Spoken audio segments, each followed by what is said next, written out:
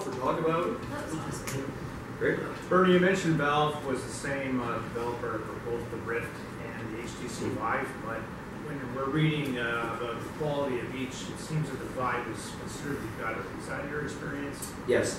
It's better mostly because it includes motion controllers, has better tracking. The display technology is very similar. That I was at Valve, gosh, I dropped by their office about almost 2 years ago in Seattle when I was there for a conference, and they showed me exactly how the display technology works. They take two ordinary 1920 by 1080 screens in portrait mode side by side, and they only use the first 1,200 lines of the 1980 because you're limited by bandwidth as to how much data you can push into a display. So they clock it, they change the timing of it essentially, so that it does the first 1,200. So that's why you have this funny 1080 by 1,200 resolution per eye. That's why. And Oculus is doing the exact same thing, same technology, same resolution. And it works really well. It gives you 90 hertz, a decent resolution. Other questions? So there are applications for this kind of devices? Lots and lots and lots of applications. The early ones will be games. The reason being, to drive the Vive or Rift, you need a very powerful computer. And the only people who have computers like that are people who play games, right? So that's the main focus initially. Beyond that, everyone, right? And I think the turning point will be when somebody, most likely Google, comes out with a self-contained head-mounted display that doesn't require you to put your phone in it. It's just a unit you put on, does the hand tracking, kind of like Leap Motion does here, does the spatial awareness, so you can actually walk around and have positional tracking, all in one simple self-contained consumer unit. And I predict that'll be within the next year. Yeah. And I was at the VR Arcade 2 weeks ago, and that's a great, great application. That's the most fun I've ever had in my entire life. It's a room, it's bigger than this room. Yeah, well, when I was there it was smaller, but that was 2 years ago. Can you tell us, describe what it is? So Actually, I went into the, I actually have pictures. Pardon? I don't know how to use What it. did you focus? What demo? So I was in Seattle 2 weeks ago, and I went to the VR Arcade, which is a really big, empty room. And at first I walked in, it was just dark. I feel like I'm at 88 And I walked in and It's been 25 minutes since my last VR experience. they have sensors all the way around the room that track you. You have little sensors on your helmet, your gun, different outlets. And then you put into your game. And so as you get close, you walk around the room and you're actually taking part in the game while being mobile. It was good. So if I started to get too close, it would put up a grid so then I knew to stop. And I was shooting zombies. And seriously, it was the most fun. So I'm like shooting like this, and I look backwards, and there's a zombie eating my head. It's unbelievable. And that's an example of what we call room scale VR. In that case, very large room scale VR. And what's compelling about that is, thanks Norma. Round of applause for Norma. Is walking around a virtual environment by walking around. I cannot emphasize what a difference that makes, right? You're not there using a controller to navigate through a room. You're walking around, right? Picking up stuff, interacting, shooting at stuff. It feels completely natural. You don't have to explain to someone how you use it. You do what you've been doing your entire life. It is that intuitive. The Void does something like that Yes. too. Now, do you know if anybody in Canada is going to be bringing that up here, or will it be? Actually, they were in Vancouver. They unveiled the Void publicly at a TED TED conference conference, right? in Vancouver. The registration for which was $6,000. I decided not to go. Much though I love Vancouver as a city, and much though I love the Void as a technology, $6,000 for a conference is just a little too much for me. So, but apparently people who were there were amazed. Steven Spielberg was blown away. It's very compelling. Because what the Void does is exactly what Norma was describing, but they also have physical props, right? So if you reach out and touch the wall, it's there, right? And they have, if there's a fire, you can walk up to it and feel the heat, because in the real world, they have a heat source, right?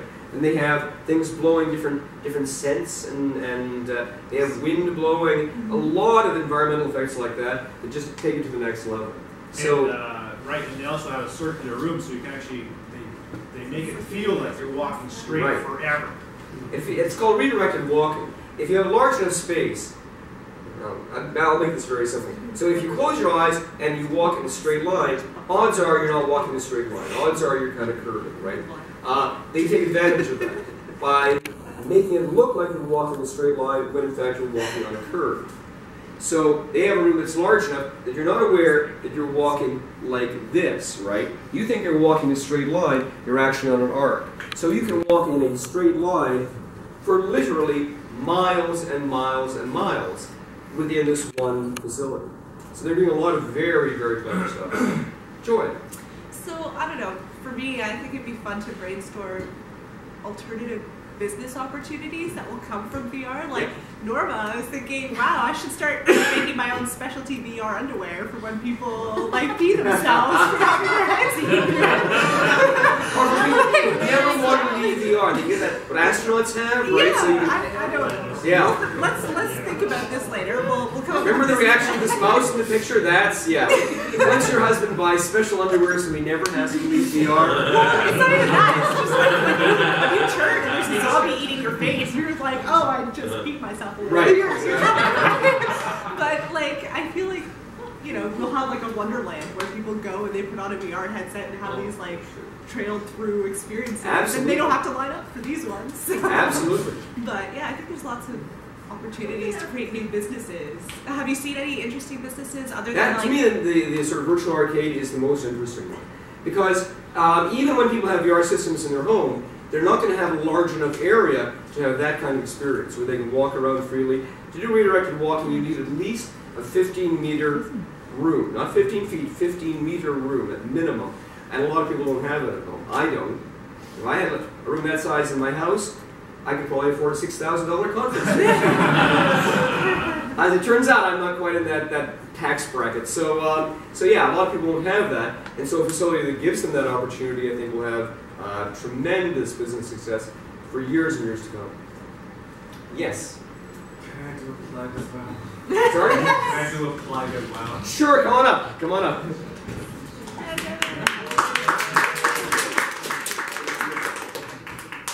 Hey, my name is David Lee, and I met actually Bernie and everybody last time, 4 or 5 months ago? No, I think it was in November. November. Right. And it was really interesting. What I've seen is really great. I'm a co-founder of a startup company called Euphorus VR. Where is the cursor? The mouse is right here. Oh, right, sorry. You're right here. It does blend in. So. It does. It does.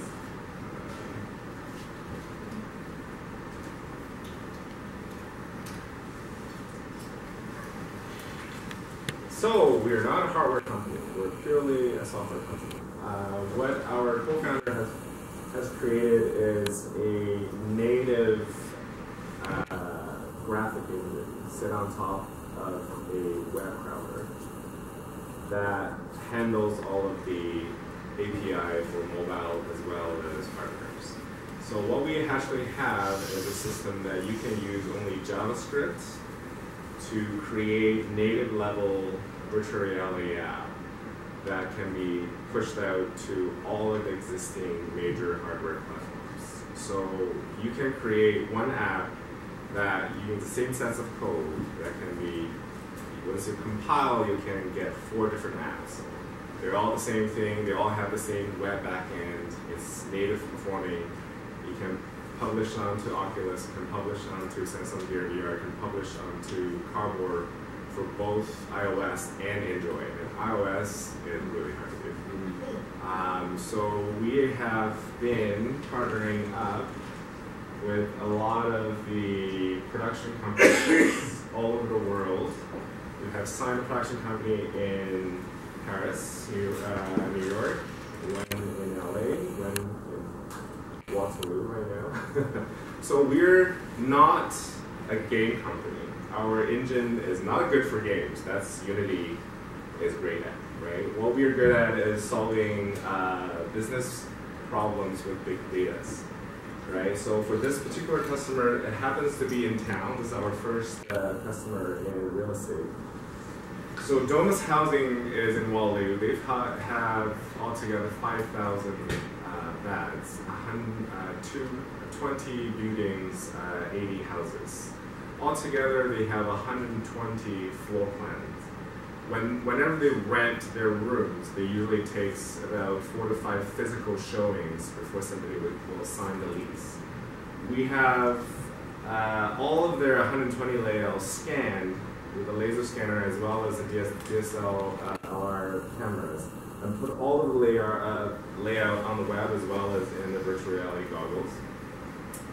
And right now they were able to cut down their physical showing from 4 to 5 to 1 to 2. It saved about 3 hours per signing, and they rent 3,000 rooms a year, right? So that's one of the problems we solved. And with our partner in Vancouver, we created, so this is one of the sample scenes. It's a cinematic experience. It's the first ever virtual reality film festival in Canada. If anybody's creating virtual reality films, please contact them. So this is actually a screen room. Any of those posters, you can click on it and the film itself will be streamed in, right? So you can have limitless cinematic experience. And so this app is completely a pull mode, not a push. It's completely a push mode, not a pull mode. So basically, you can download this app only 50 megabits, and all of the films are streamed in real time. Whereas Domus's app, there's altogether 120 layouts. If all of those layouts are downloaded together, there's 120 gig. And there's no phone in the world can handle this right now, right? Well, you can't have everything, maybe just 120. So basically, this will allow you to have a limitless experience when it comes to VR, because it has a built-in web backend. One of the good news I can release right now is through one of our production company in Inuit, we were selected by the government of Canada to create a virtual reality app on all 4 platforms: Oculus, Gear VR, Vive. Vive, we're working on Vive. We just got our Vive kit in Vancouver. iOS and Android for Cardboard. To celebrate the 150th anniversary next year, it's called sesqui.ca. So they actually sent RFP out. We didn't even know that. Our partner in Nunavut actually answered RFP using our technology. They will award a contract last Friday. The principal said, you're the only one that has the tech to do it. Because what they want to do is they want to send out 8 different VR film crew all over the countries to document how the local community is celebrating and commemorating. And then they want to overlay the legacy media within it to showcase how the area has changed in the past 150 years. And then they're going to send out 2,000 Theta cameras all around the country, so allow amateur filmmakers to document both in panoramic pictures as well as monoscopic videos. And so they will have a section of professionally made stereoscopic movies and user-submitted monoscopic panoramic pictures as well as films to commemorate that. I actually took that to our local MP, who's the Minister of Tourism, and she thought that this would be great after the celebration to serve as a tourism promotional app for Canada.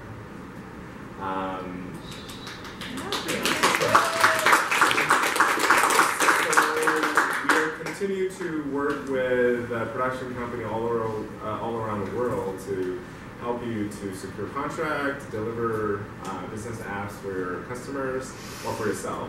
We recently signed a company in Melbourne.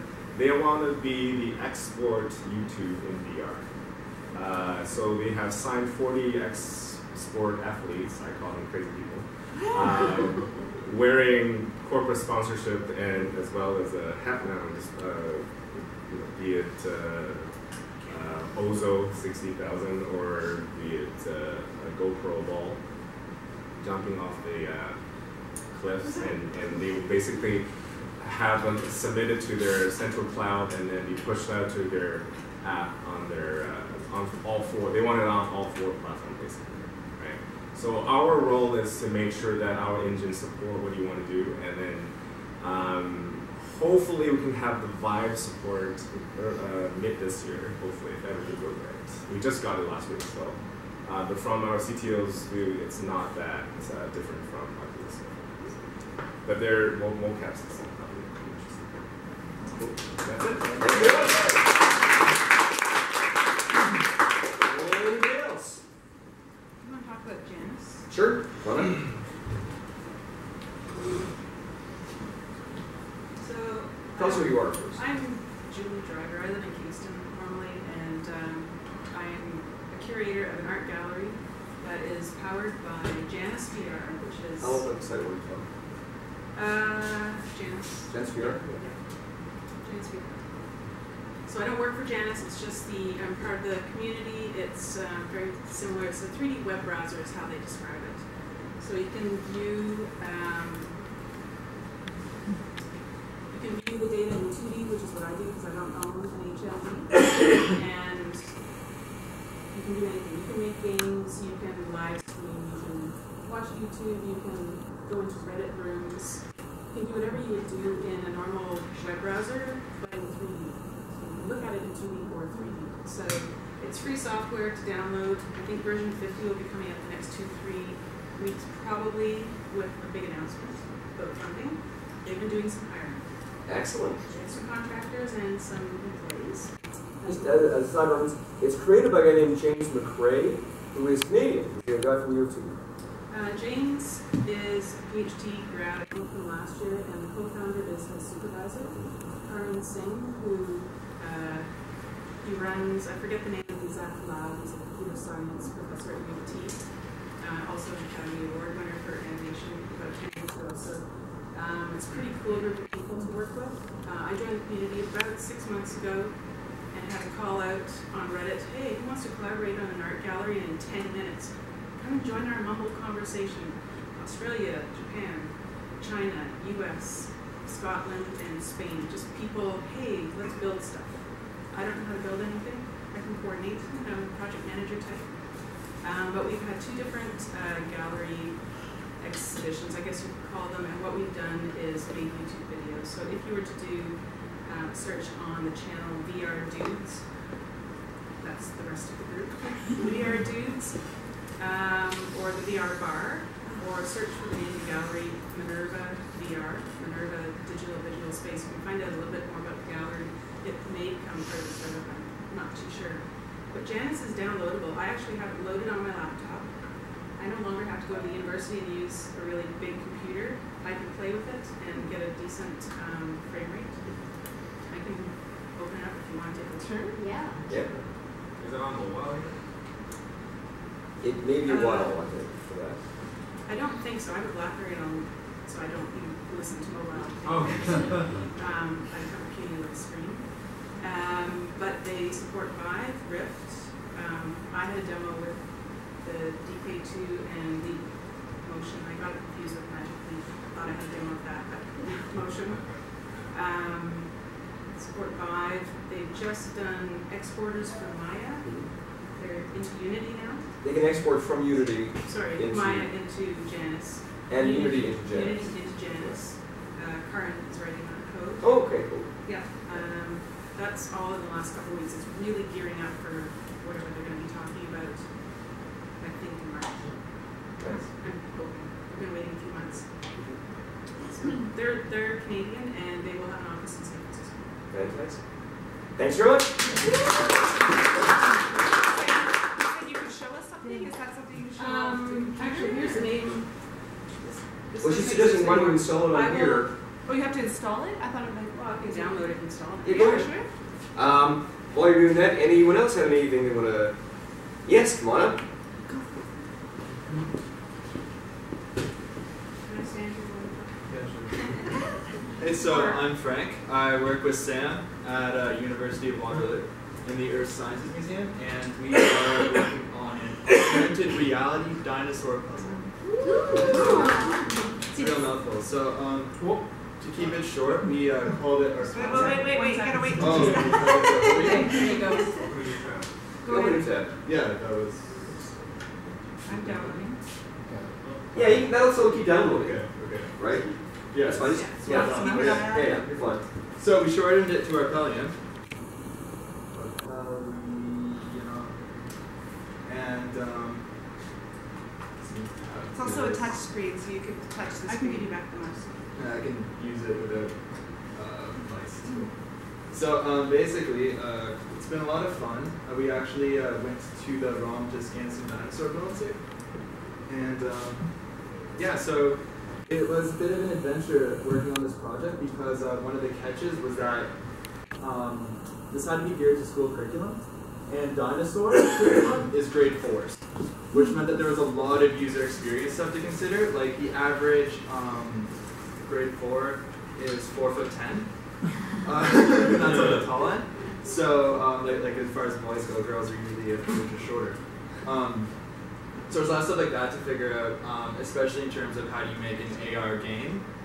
In the museum, it's like a playable kiosk. There doesn't seem to be much of that as far as like installation type thing. A lot of AR stuff seems to be some sort of browser, and you run around with your phone, you know, like going on a bit of a safari throughout the environment. And we weren't really interested in doing something like that. We just wanted to make a puzzle game. So we kind of went through the motions here. Sam, who's a 3D modeler, and Nick, who's the programmer, and myself, as a designer. I went through the motions of figuring things out. We ended up using Vuforia as the engine for this. So that way we can make some markers that aren't ugly. It's like the world first, I swear. I don't understand it. Yeah, so we ended up kind of making like the game board, kind of like you're on a dinosaur dig, and you have these dinosaur bones, you're piecing them together, and then they all come together. Some dust comes in, and there's the dinosaur, and then your educational fun facts pop up.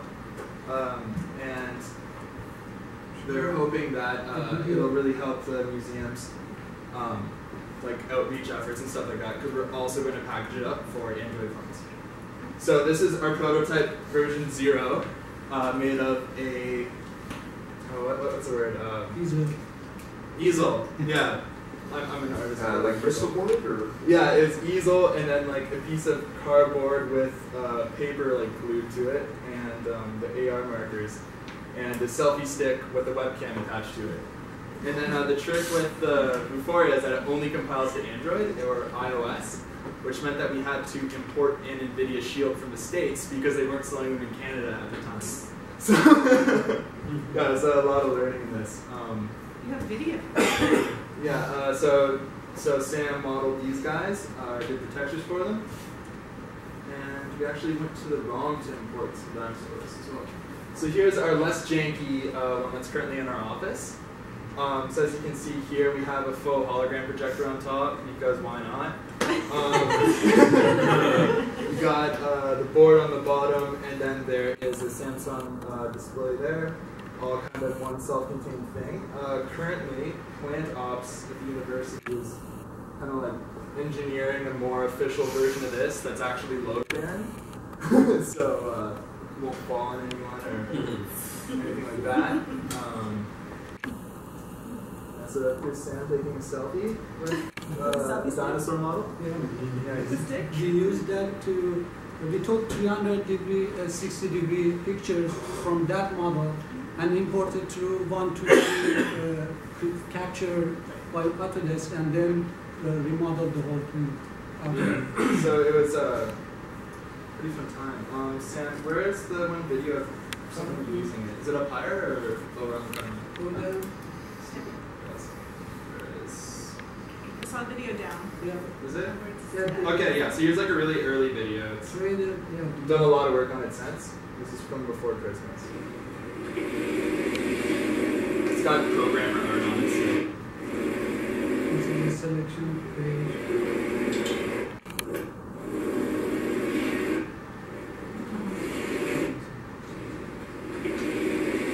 Yeah, so, yeah, like I said, it's like a really old video. We actually making the markers 5 inches as opposed to 3 inches did a whole lot as far as recognition goes. Like it picks up like that.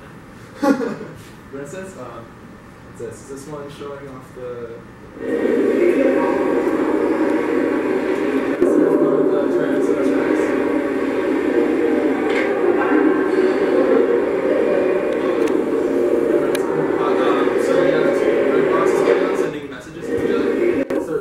Hologram model to display. Yeah, Nick's like a magician, it's great. Yeah, and then just this last few weeks too, actually Sam has it here on his phone. We made a little AR viewer companion app for it as well, since if it's something way more complicated, we can pull that off, right? Do you want to pull it up, or should we pass it around? Oh, neat. Yeah, so it doesn't have all the artwork implemented yet, but the button in the bottom right there toggles between bones and flesh. So it's hard to kind of show it. Yeah, it's pretty fun. Hopefully we can have a better demo video to show that. Yeah, so here's a picture of someone using it. There, right? So she just assembled it, the dinosaur's up there. It's actually, even though you're only assembling 5 pieces, it's a lot more involved, I guess, than you'd think, because you're moving something here and the screen's right there, so yeah, it's pretty fun.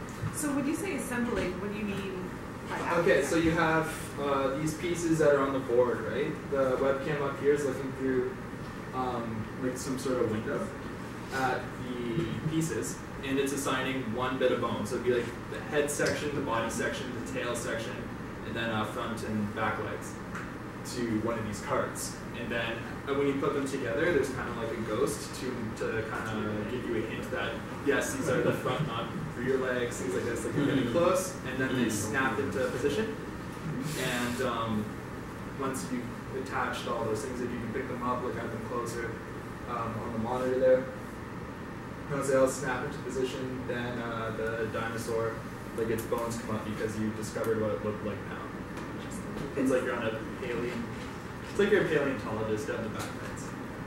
And so, like, when do you have? I'm just thinking as student learning because I volunteer with little children, Okay. and like one thing that we do constantly is just repetition, which seems really obnoxious, but it takes about 6 to 8 times of repeating something for it to kind of click. Do you have like feedback where it's like, oh, you're touching the leg, or like the proper terminology in it? Well, you'll actually see like which one you move with it, kind of thing. So it'd be like on the screen, it'd be like, Sam, do we have any pictures of someone? Okay, here we go. Yeah, so it's like that, where there's like the bones on top of each one, right? So it's like the pink card there, the pink card on the table. When you go to grab it, you can see like one from up. And then, yeah, it's quite intuitive. We did several rounds of like user testing and research with like everyone from like little kids to like university students. So, hopefully it's pretty bulletproof now. So one thing that we did find was interesting though, just because usually with AR you're taking your phone and walking around with your phone pointing toward markers, is that with this one you actually move the markers relative to the fixed camera, so it's kind of like backwards AR.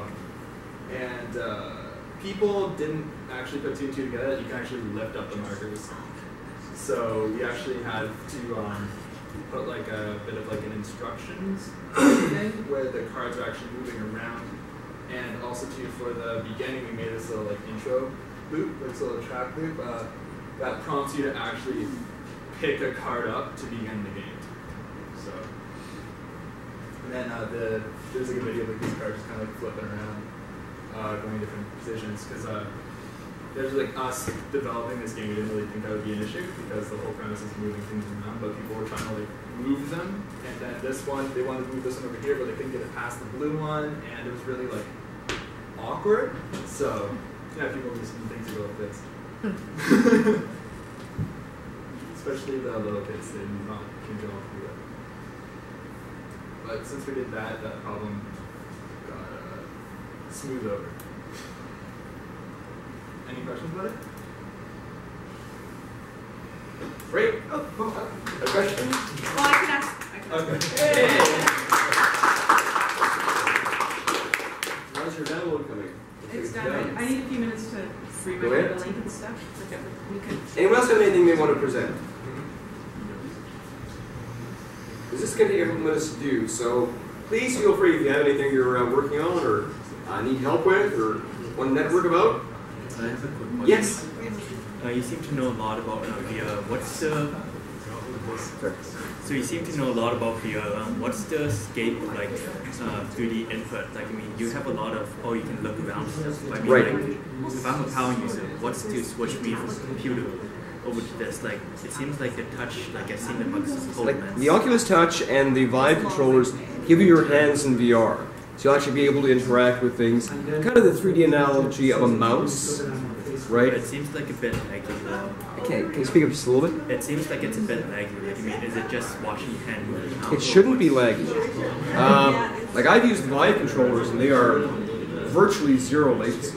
Okay, so you need hardware too. You need Physical hardware if you want to. Yeah, I would say. I mean, you can do like Leap Motion is doing the hand tracking. It's not bad, but that's always going to have some latency to it because they're doing image processing. That takes a few frames to be able to do that. But if you have a physical controller of some sort, yeah, it should be almost instantaneous. And as the advantage, you have a number of buttons on it as well. Like you can imagine using a mouse with no buttons, but it'd be hard, right? When you have physical buttons, that's great.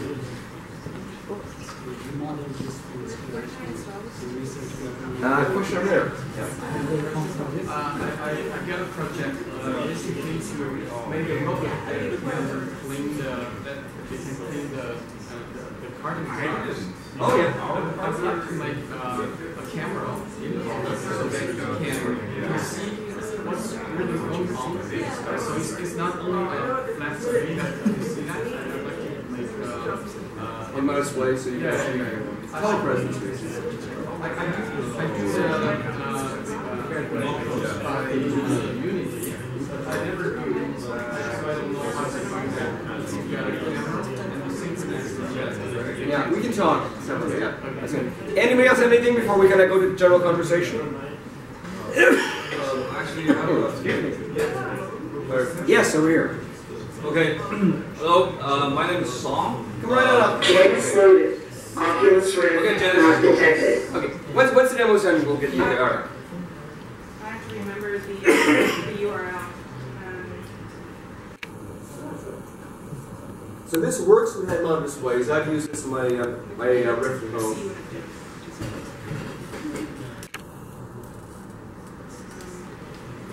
This is kind of it's called a lobby area. Yes, start area. They've changed things a little bit. I'm thinking we just need to do a setting thing to help me. Where's my mouse?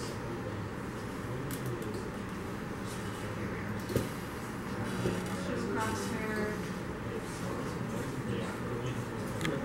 Sorry, I can't see the mouse on here. It's also a touch screen. It's what? It's a touch screen. I'm not sure. I want crosshair. There we are. It works. Now I can see where I'm clicking. See the crosshair? Oh yeah. So I'm opening a portal. Should be opening. And I'm going into. That's good. Oh, that's good. Okay, new lobby. Haven't been here before. So basically, It's still drawing. What's this running on?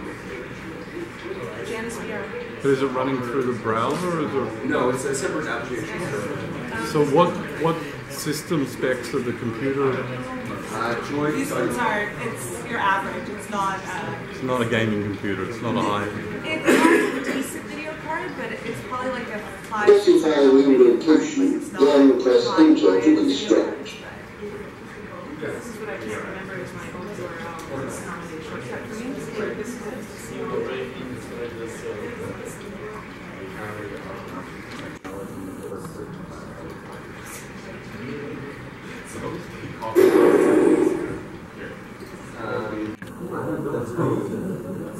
That's cool. You have the gallery zero? I wanted zero.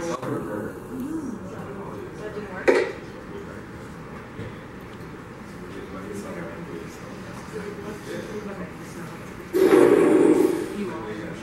Reddit. Sorry? This is the Reddit, the subreddit for Janus VR. So one thing Janus VR can do is take any arbitrary website and turn it into a 3D space.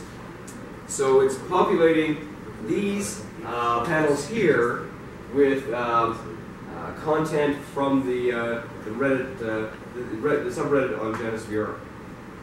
Crosshair, you can see them. So it does this. And each of those links becomes a portal into web another page. world, also Every created the same portal way is another web from a URL. So I'm into the middle of a conversation here. I guess we'll go read it. So to build a space like this, you can actually do it the same way you would build a web page. And so I'm reading, so I'm posting on the subreddit. I've actually never done that. I can't remember the name of my gallery thing. I have to load up my own computer to get the URL, I'm sorry. But in 10 or 15 minutes after people chatted around, you can see an art gallery on here. Come take a look. Good. Excellent.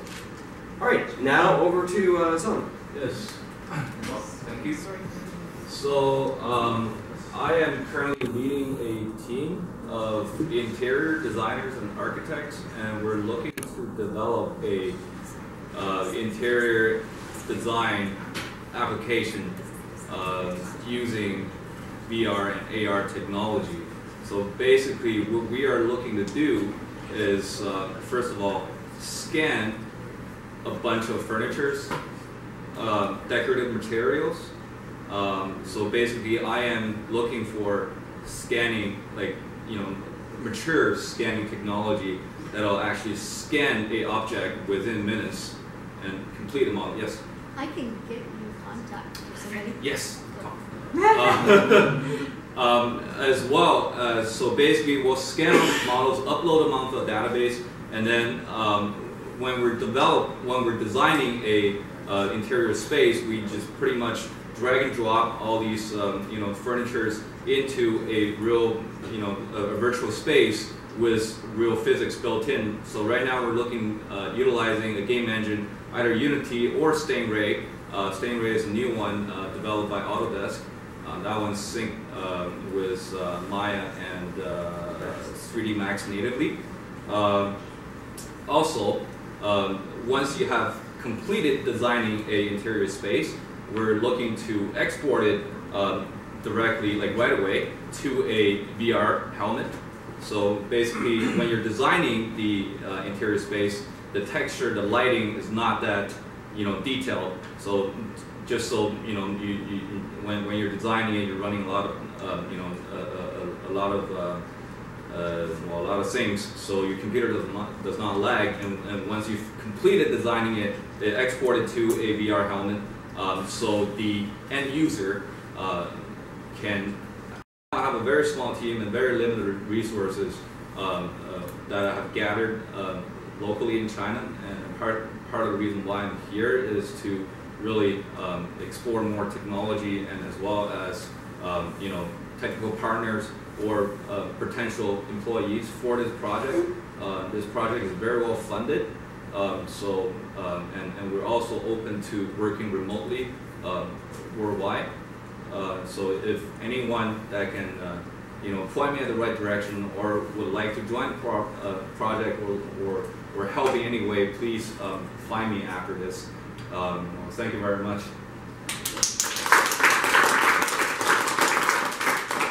Anybody else? Darren, yes. I was just wondering if you could show that Coca-Cola video that you sent to me earlier with the I don't know where that is. If you want to go to your email and find the message I sent you. Yeah, sure. All right. Anybody else? You could do that on that. Well, I don't want to open my email. Actually, but while we're doing that, Joy, do you want to say a few words about the lab itself and read? Oh, okay, sure. This is Joy. She runs the lab here. And if you have any questions about it or about Reed, she's the one to talk to. Yeah, so hi, welcome everyone. I know there's a lot of familiar faces, but there's a lot of new faces too, which is great. Thank you for coming. If you're interested in a tour of the lab, we're generally open during the weekday. I would have to be with the lab tonight, but I don't want to take it away from Bertie and what you're here for. But this is Research Entrepreneurs Accelerating Prosperity, which is a program that's housed in what we call the Felt Lab. So Felt's, this used to be a textile manufacturing facility. And so the people who started the lab really like that kind of tactile experience when it comes to immersive and digital technologies. And so they called it the Felt Lab. And REAP is Research Entrepreneurs Accelerating Prosperity. It is a university initiative. We're affiliated with the University of Waterloo, where we hire students to do what we call design sprints or research sprints, where they come in and we make this technology available to them to help them learn how to build their digital skills while also potentially coming up with new marketable opportunities, building on top of these technologies. So a lot of what you're already doing in terms of building off of VR, we do in the lab as well. And we have a network of supporters to do that. We also make the lab available to people like yourselves if you're looking for a space. So there's a nominal charge for that, but we do rent out the space. So if you're interested in that, contact me and let me know. And if you have any other questions, just let me know. Found it. Okay. Can I bring it up here? Sure. I just want to share with you guys. Bernie sends me VR emails all day about some of the stuff that they can do this with.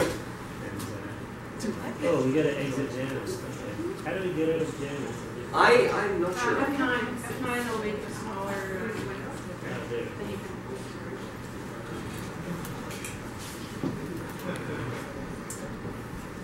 can. So after this, if you want to just mingle around, you're welcome to stay here. I'll be here probably until 10 o'clock myself.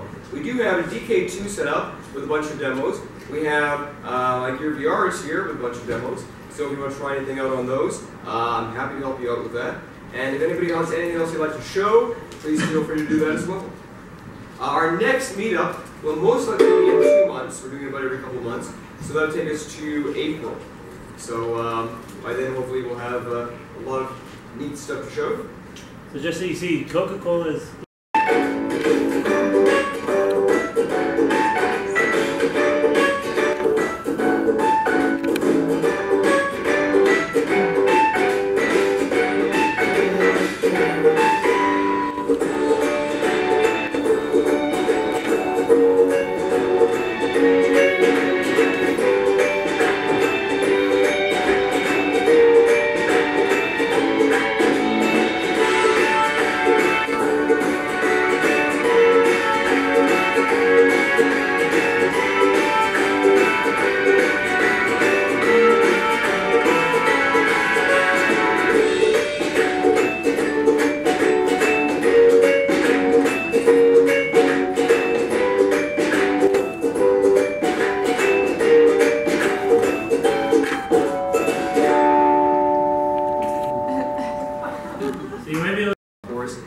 So unless anyone has anything else?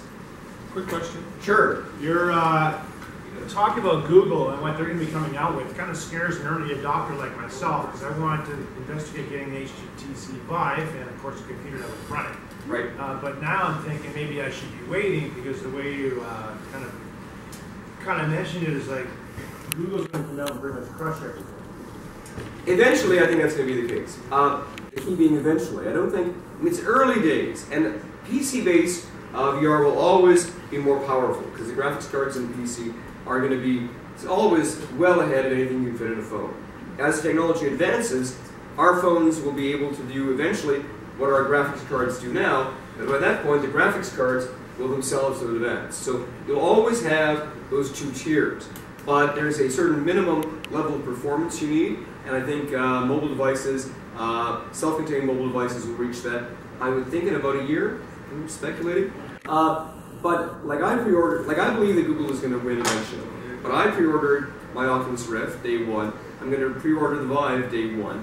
I have a Gear VR right now and a DK2, and I plan to have all the toys. Because I don't waste my money on $6,000 conferences. Yes. You actually haven't talked about PlayStation VR, which probably I mentioned it very briefly. But that's going to sell a lot of units it is. fast. It and absolutely that's is. got a handset as well. Yes. And the difference between Google and everything else is the hand controllers.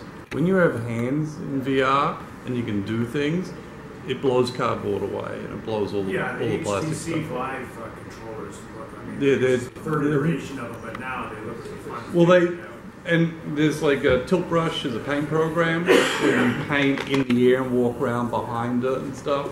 That stuff's really impressive. And remember that what you want to do is stay focused on the business opportunities. So, who is your target audience? What type of experience do they expect? Is it good enough to have a simple Google Cardboard interface, or is it going to be something where you need an application where they're interacting with it?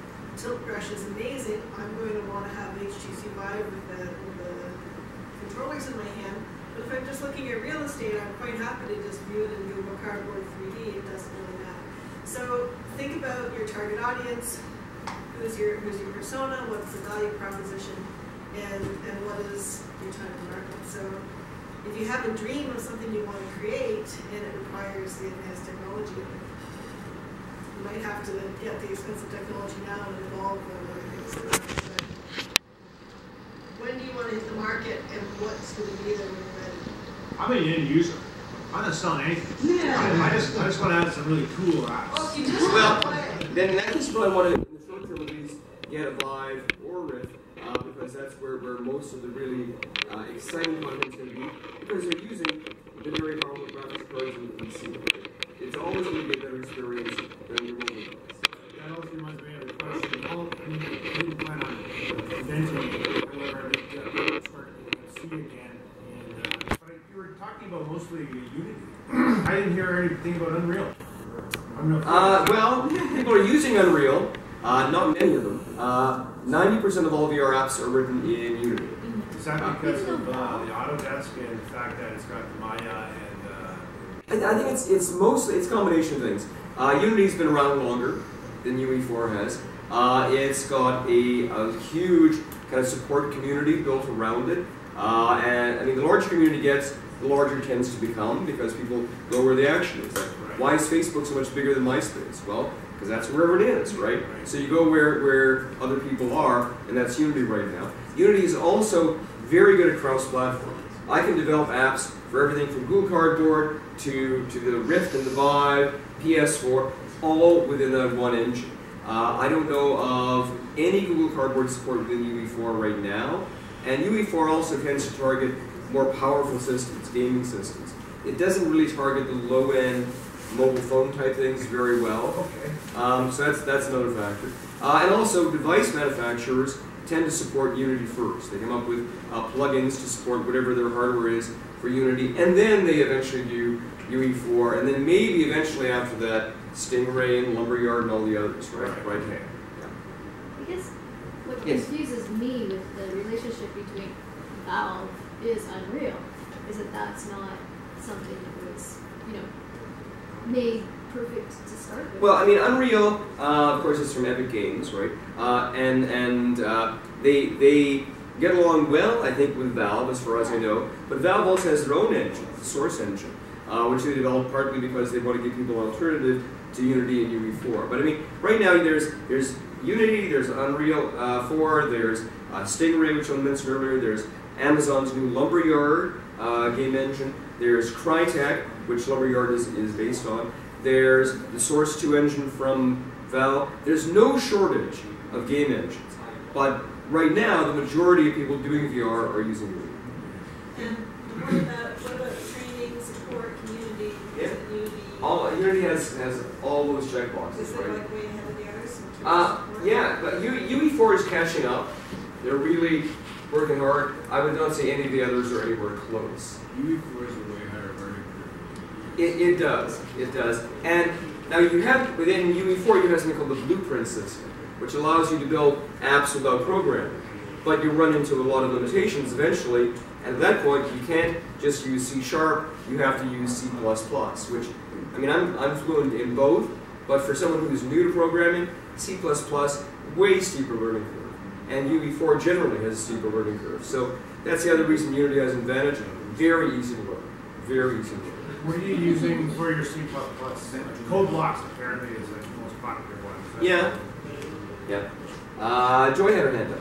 Well, I was just going to point out they recently had a Unity conference, and so this might be relevant for you because at the conference they gave every developer there a free HTC Vive. So that might be a good, if you're Is that looking. less than $6,000? No. The conference, yeah, the Unity conference was less than that. Yeah. I almost went, but I'm already going to 2 conferences in the next 2 months, so I thought I can't be going to conferences all the time. I'm going to be going to GDC, looking forward to that, and I'm looking forward also to SMVR in April in San Jose. I didn't make it to the Unity one in February. I know I was going to get a free Vive. I might have considered it, but oh well. But I mean, if you're looking for a system to buy over Oculus, I don't know. I think that having all these developers using Unity, having a Vive automatically is going to help you a lot. Good point. Now, the nice thing is within Unity, it's really easy to go from one VR system to another. I mean, the VR support is built right in. Right. So you literally just change your target platform and build. It's really And it has the simple. mobile support too, right? It does. It does. Yeah, I actually have a question with the Unity thing. Can you, or OpenVR as well, like Valve? I know where you're from. Okay, all right. I'm sorry, I made that connection. All right, good. Yes. Yeah, yeah. And I know where now. Yes. Hello. Okay. Yeah. Yes. From do you know anything about OpenVR, like Valve's API? It is claims to be cross-platform and it's going to work on multiple systems. In principle, it can. But it is not open source. It is not open source. So what I was wondering is whether that's actually true. Or whether it might be someday if someone. It might be someday, but obviously, Valve is motivated to support the HTC Vive, right? That's their target platform. So theoretically, yes, they could support other things. I don't think they're going to in the short term. Yes. Do you know if the motion controls, the APIs for those? If I develop an app to use the motion controls. Those are less standardized right now, but ultimately, are you a programmer? Or? Yeah. Okay. Unity? C++ actually. Oh, hardcore, low level. C++, OpenGL, game engines, or consistencies kind of thing? Yeah. No, okay. But like both APIs. Both APIs. Like, you make an app that uses the Vive API. Right. Right? To do its motion control. I understand what you're saying. I mean, in Unity terms, you ultimately wind up with a transform node for each head, right? Where those get driven by is something that happens kind of under the hood.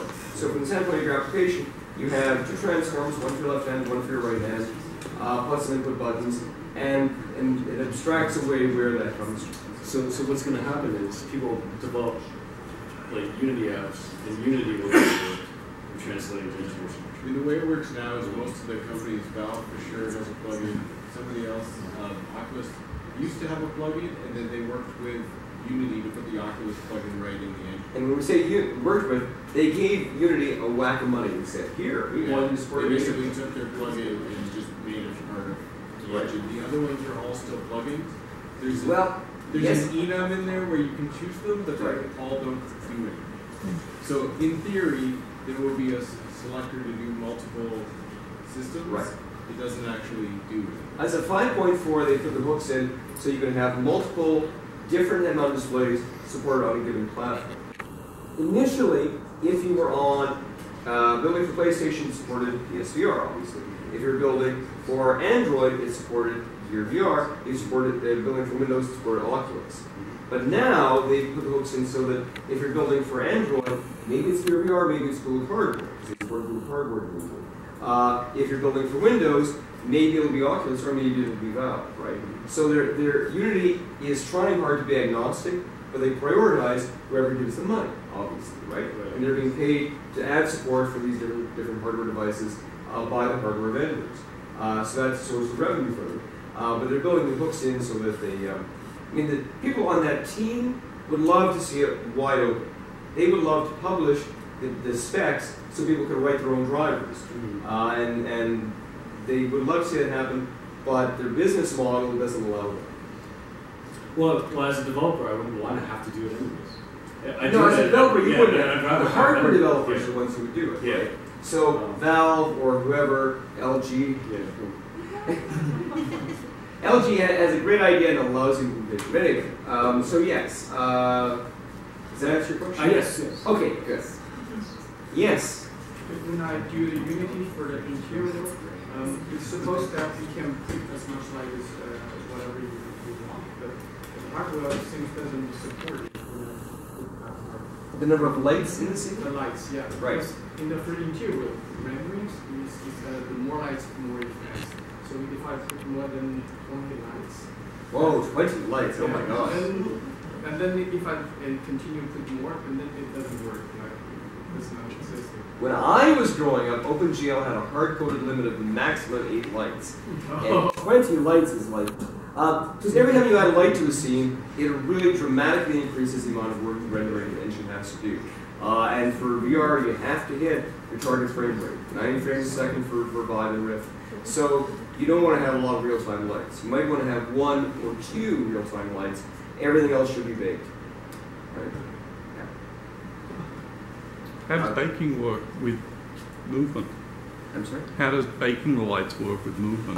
It doesn't particularly. However, you can use things called light probes. So you can generate those. So you can have some moving objects within a scene that will be lit as if they had been lighted. We're starting to get super technical, and I can see people's eyes glazing over. I'm happy to talk about tech all night long. My girlfriend is visiting friends in the States, so I have no reason to go home. So I'm happy to talk about tech as long as you guys want to. But for those who are non-technical, please feel free to mingle, try some demos, ask non-technical questions if you want. And thank you all for coming out. Give yourselves a round of applause.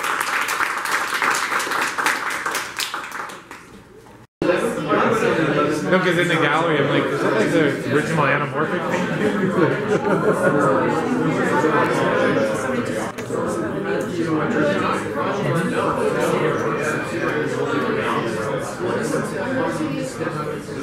Oh, very nice.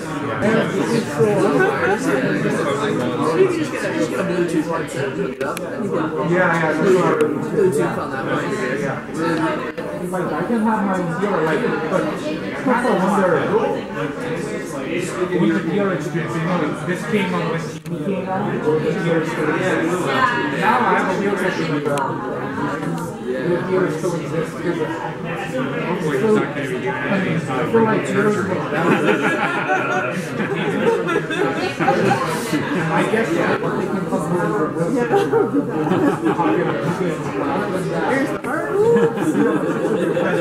I cut the wrong place again.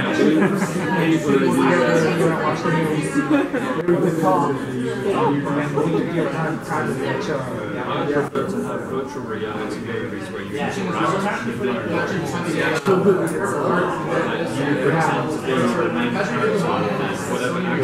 really so like it's almost like you're doing arbitrary celebrity through it. I mean, if I was the Avengers, I could hang out with Scarlet Witch.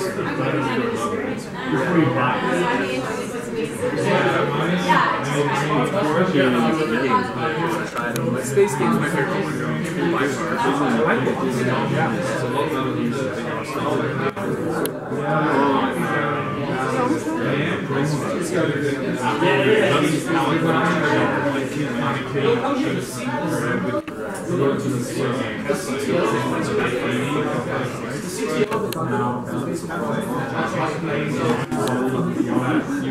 Can I grab it with one hand and just closing a fist?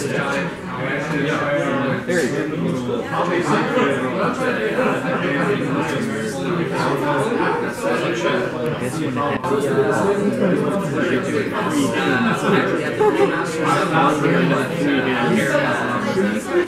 No, I didn't think that. No, I remember. I don't even know how you use it. One day,